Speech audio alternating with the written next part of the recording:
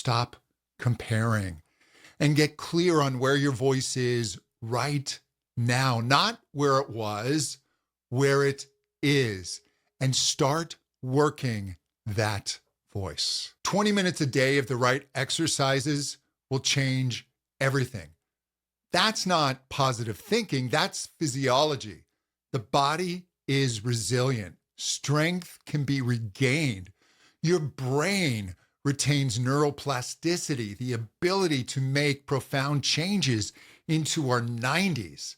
If you can still make sound, you're still in the game. You're alive. Your voice still works.